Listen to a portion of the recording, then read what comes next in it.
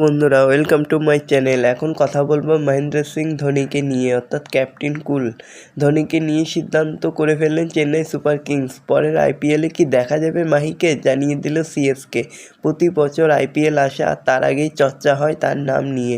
প্রতিবারেই ধোঁয়াশায় রাখেন তিনি। তবে পরের বারের জন্য অর্থাৎ মহেন্দ্র সিং ধোনিকে নিয়ে আর কোনো সংশয় নেই। কী সিদ্ধান্ত নিয়েছেন মাহি, সেটাই জানাবো।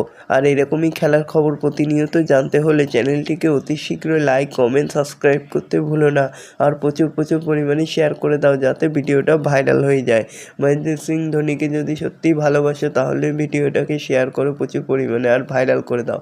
প্রতি বছর আইপিএল আসে আর তার আগেই চর্চা হয় মহেন্দ্র সিং ধোনিকে নিয়ে। প্রতিবারই ধোঁয়াশায় রাখেন তিনি।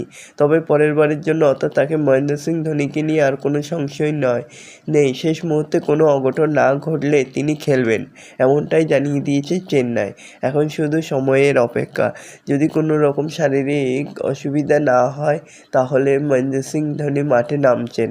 তাকে দেখার জন্য তার ভক্তরা সবাই ওয়েট করে রয়েছে। আমরাও চাই মহেন্দ্র সিং ধোনি খেলুক, আবার স্টেডিয়াম জুড়ে ক্যাপ্টেন কুলের নাম ছড়িয়ে যাক। একাধিক সংবাদ মাধ্যমে চেন্নাইয়ের সিইও কাশী বিশ্বনাথন জানিয়েছেন ধোনি পরের বছর আইপিএল খেলবেন। তিনি বলেছেন তার অত্যন্ত আশাবাদী যে ধোনিকে পরের বছর পাওয়া যাবে। ধোনি এখনও না বলেনি, তা খেলবে ধরে নিয়ে আমরা এগোচ্ছি। আগামী 15 নভেম্বরের মধ্যে আইপিএলের দলগুলোকে ধরে রাখা ক্রিকেটারদের তালিকা জানাতে হবে। আগামী কয়েকদিনের মধ্যেই ধোনির সঙ্গে বৈঠকে বসতে পারেন চেন্নাই। অধিনায়ক ঋতুরাজ গায়কোয়াড় এবং কোচ স্টিফেন ফ্লেমিং পরের বছরের দল গঠন নিয়ে আলোচনা করা হবে। মাসখানেক আগে 4 দিনের একটি ট্রায়ালের আয়োজন করেছিল চেন্নাই। সেখান থেকে ঘরোয়া ক্রিকেটের কয়েকজন উঠতি প্রজন্মের ক্রিকেটারকেও বাছাই করা হয়েছে। এখন শুধু দেখা যাক কী হয়। তবে মহেন্দ্র সিং ধোনি খেলবে।